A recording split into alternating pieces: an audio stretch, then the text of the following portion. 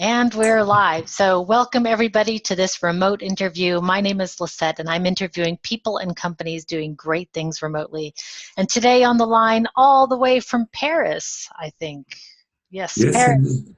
Great. We have Dov Tsal. And Dov, you are an Agile coach, and on your LinkedIn profile it says that you make organizations sharper and more effective by aligning their teams, leaders, and value streams. So that we're going to get into that, but let's start with the first question, which is, what does your virtual office look like? What do you need to get your work done? So these are two questions. My virtual office is most of the time I work in a real place, like in an office, like I am today.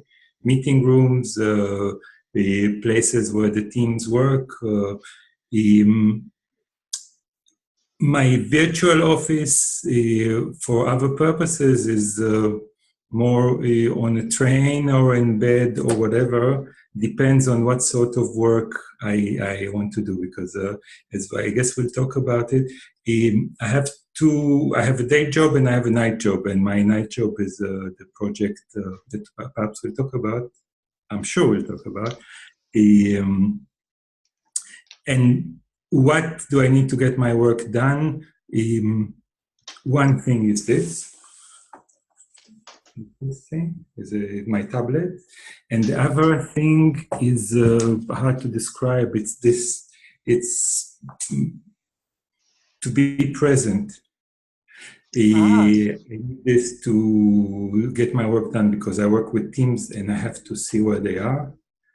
And I need this to work on the project again because I have to understand where I am to be able to do something. So one tool to get my work done is my tablet, which I adore, and the other is me.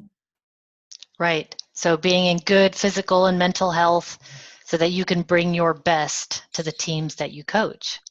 Yes, being present, I would say, not physical and mental health, but being with ears open. Ah, Physical interesting. and mental health, by the way, doesn't hurt.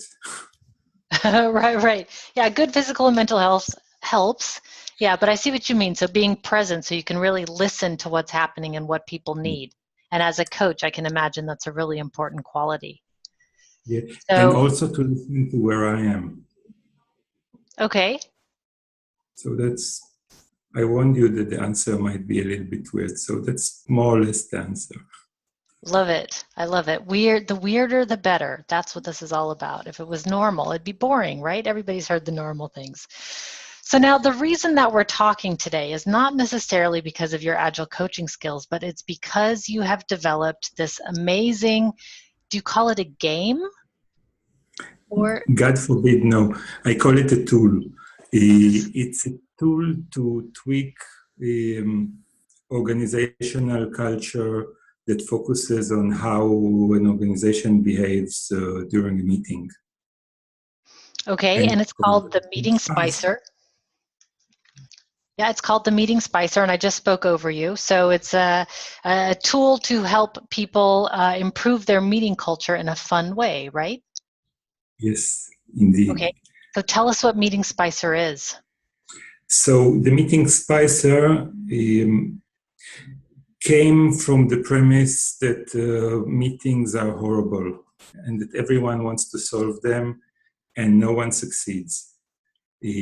I worked with the HR in a big company, and we tried to hack meeting culture. And the problem is that to change the behavior of an organization or of a team, the right time to do it is during the meeting. Like you can read a lot of books, everyone has some ideas how to change it, but it doesn't work because you have to be in a meeting and see how you can tweak the behavior of the team during the meeting.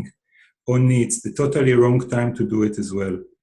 Because once we're now in a meeting, we are here to talk about something. We're not here to talk about how we handle meetings, right? Right. So the idea is simple. Give me 1 minute of your meeting time, and I will help you hack your meeting culture. And in return, what I promise you is that It will not take more than 1 minute. And what I hope to promise you also is that it will be a fun activity. And the reason we don't call it a game is because organizations don't necessarily like playing. Right. Well, they do. They just don't admit it. Yes. Because once you get into Evermore, go ahead. I keep talking over you. The people who need help the most like games the least. I'd say it like that.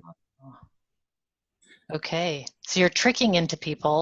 You're tricking people into playing a game in order to hack their culture. So how do you do it? Take us through how you would do it. You're in a meeting. You say, give me 1 minute, and what do you do? So first of all, I don't say that.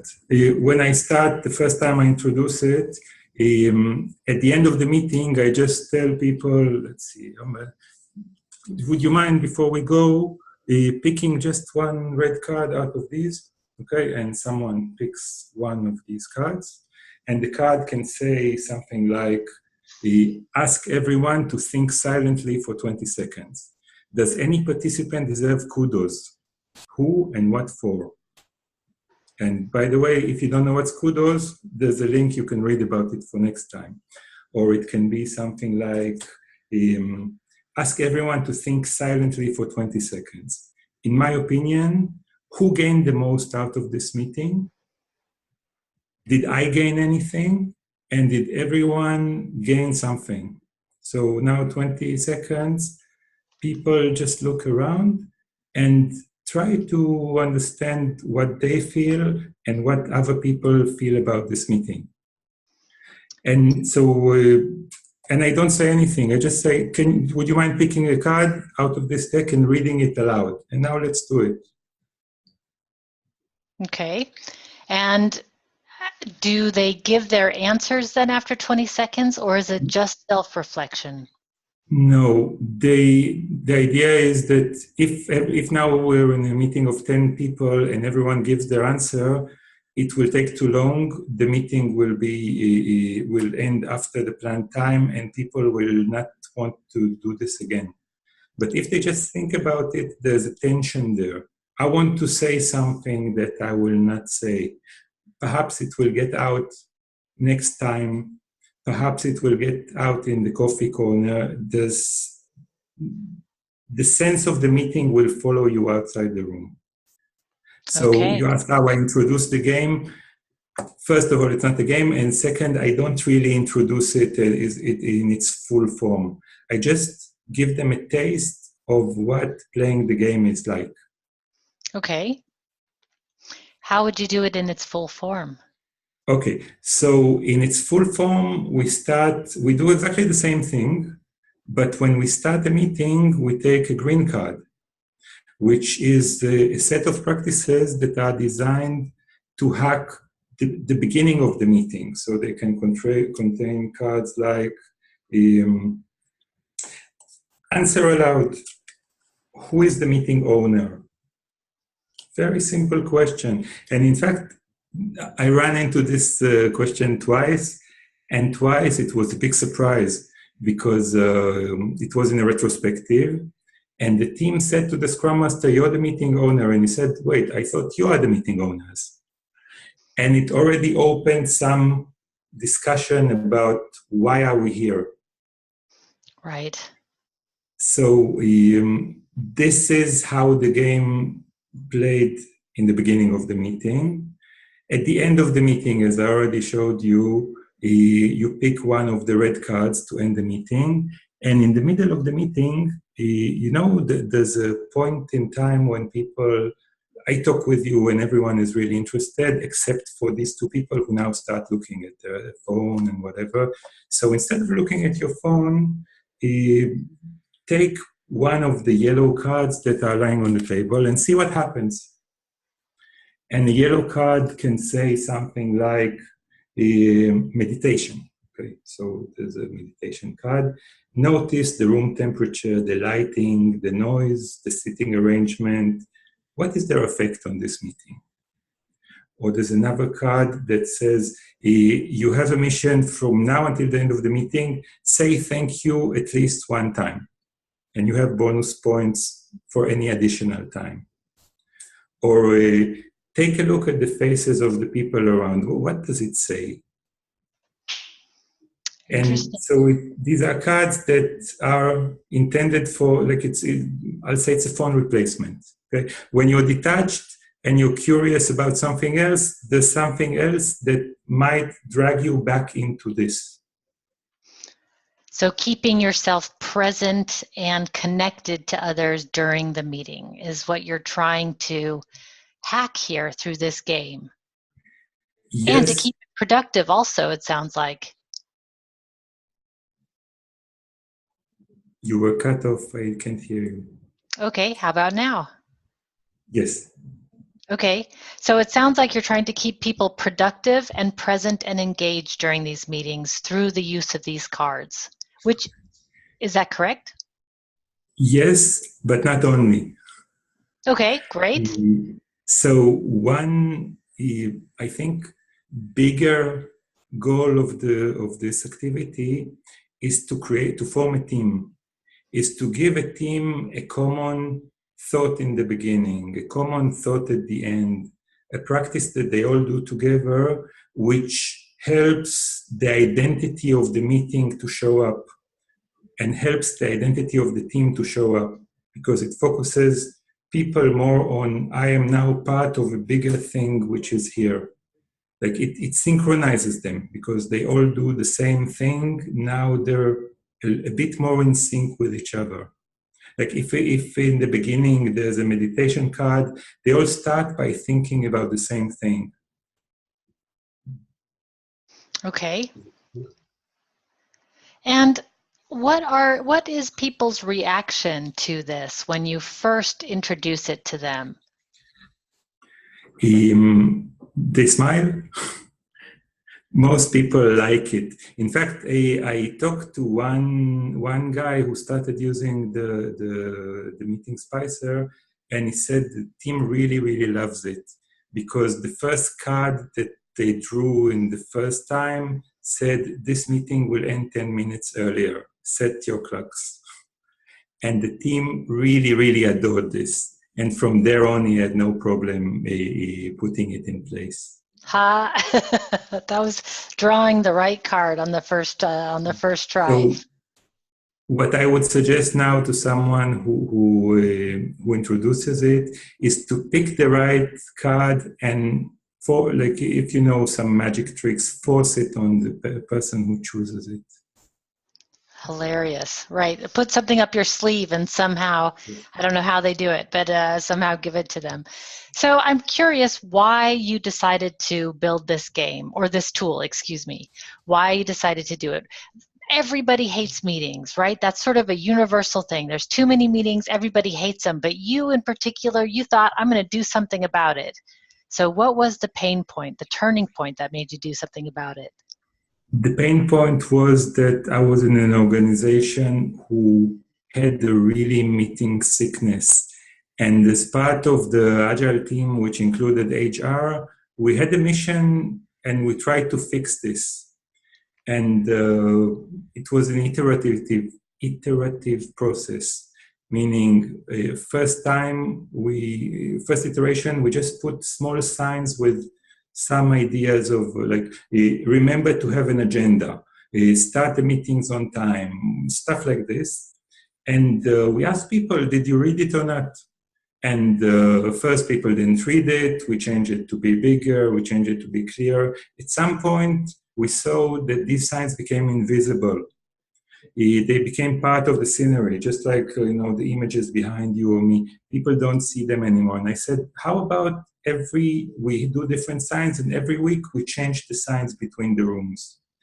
And from this to having a set of cards that you draw, the distance is not big. Right. Okay. So in terms of, I mean, it sounds like you're talking a lot about in-person meetings. So these cards have been developed for in-person meetings, but clearly they can be used in remote meetings just by taking a card and just holding it up to the screen and having somebody read it. So you'd have to have one person or more than one person on the team who has a set of cards. That's not too hard to do. And what do you think that people really struggle with in terms of, well, let me ask this question again. What are some of the main things you see people struggle with in meetings? Is it unengaged participants, people showing up late, people showing up unprepared? What's sort of the main pain points that you're seeing? For me, the main pain point, if there's one, is lack of focus, is that people come to the meeting not knowing what's the purpose of the meeting, not knowing who is the organizer, and this disengages people who participate. And when you have people who are disengaged, it affects everyone. So if you have one, you froze. Nope, I can still hear you fine. Okay. So when you have one person or two people who are disengaged, it loses the focus of everyone. It drains the energy of the meeting. It's not only, I think it's worse in remote meetings. It's worse when you don't see the face of someone you talk to, or when you talk to someone and they freeze and the sound is not good and the dog is barking in the background and stuff like that. And by the way, you said the cards are intended to any meetings. There are some parts that I left out in the description. One of them, which is nice, by the way, we have roll cards. So in the beginning of the meeting, if you're really advanced, you can just start by saying, okay, who will be the scribe today?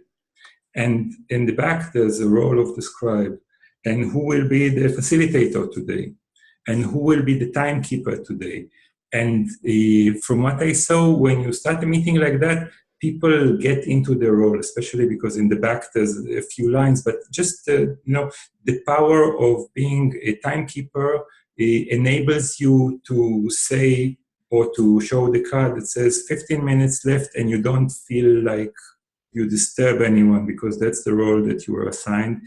And the second thing I wanted to say, we have an extension that is dedicated for remote meetings. There are some practices who are special for remote meetings. Like, for example, there's a new role for a remote meetings, which is a remote meeting facilitator, someone who will keep an eye on the people who are not in the central part of the meeting. Perhaps will chat, perhaps just take a look in the monitor from time to time, see that everyone is present. Perhaps come 5 minutes before the meeting to do this. If you manage to put this into the roles of the team, it will facilitate the life of the meeting, of the people in the meeting. And we have special start and end, and we have special cards that are dedicated to remote people, like think for 20 seconds. When was the last time you saw the remote participants in person? Or can you guess what is the time zone in all the different places?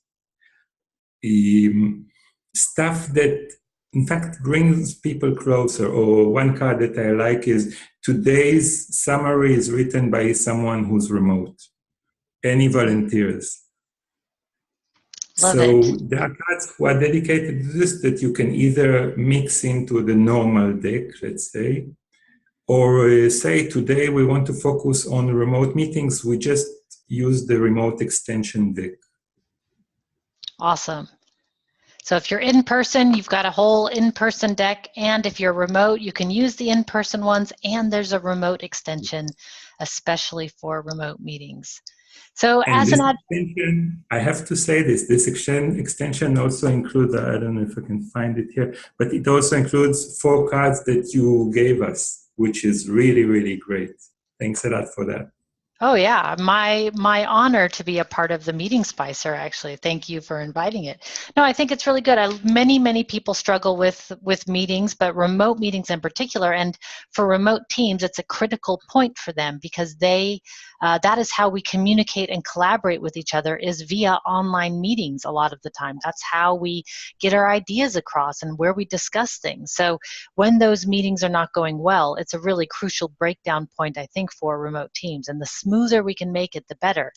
The other pain point that I see with a lot of teams is camaraderie, building that team building, getting to know each other and bringing out sort of that personal thing. So what I like about your cards in particular is that it's like virtual icebreakers that can be used at any point in the meeting, where stopping and thinking, just creative ideas for how to bring people back, because unengaged participants, people who aren't prepared, and technical problems and just not being present, it's a deal breaker for lots of meetings.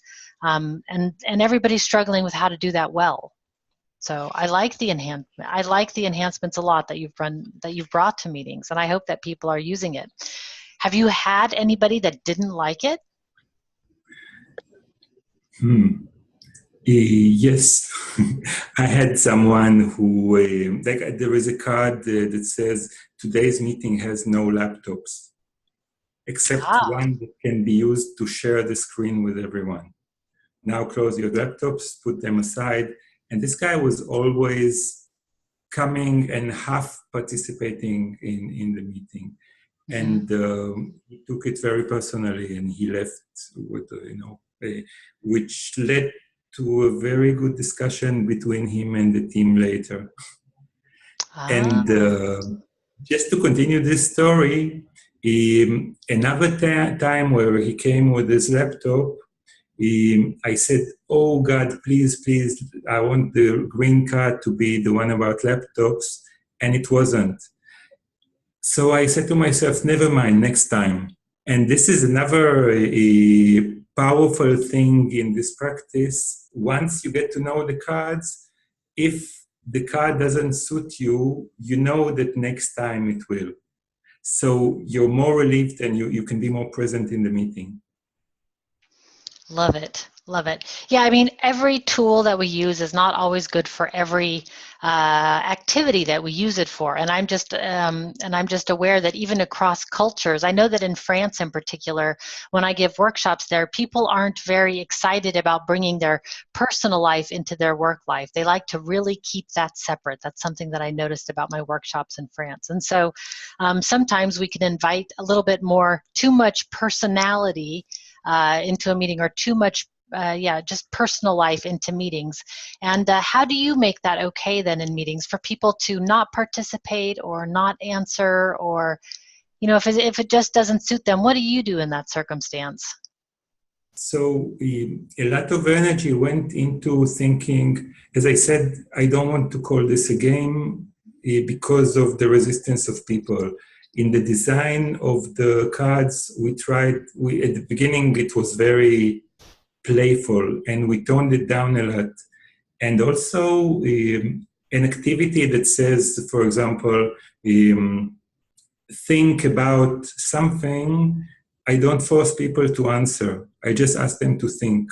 They don't need to share their answer. It gives them a space either to think about it or to be in a 20-second silence of everyone, which is not bad as well. Yeah, also a bit can be uncomfortable, but it's only 20 seconds, so it goes pretty fast. Yeah, and by the way, I don't think that uncomfortable is not good. Being in a short sense of stress is good. Tension is good, as long as you don't overdo it. And I think, as you said, 20 seconds are fine. Yeah, a minute can be really long, but 20 seconds we can do that. It's good for everybody.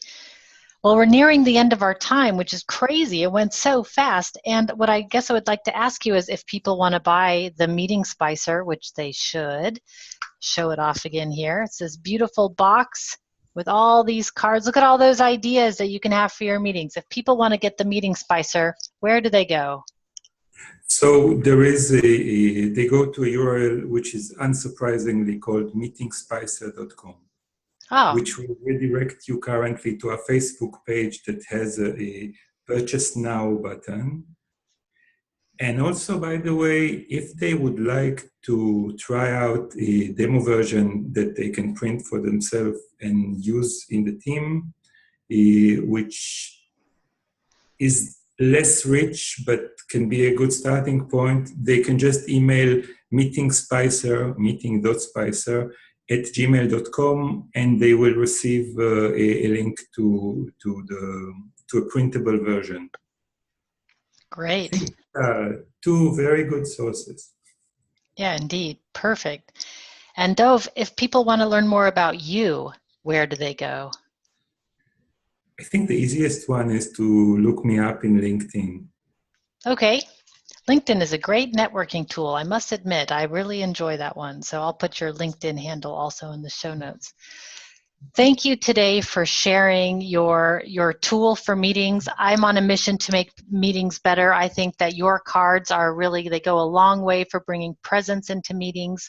And I love that you're trying to make a more positive impact in the world. So I hope people will run out and go and get these cards. They're totally great. Thanks for your time today. Thank you for having me. Take care. All right, everybody. Until next time, be powerful.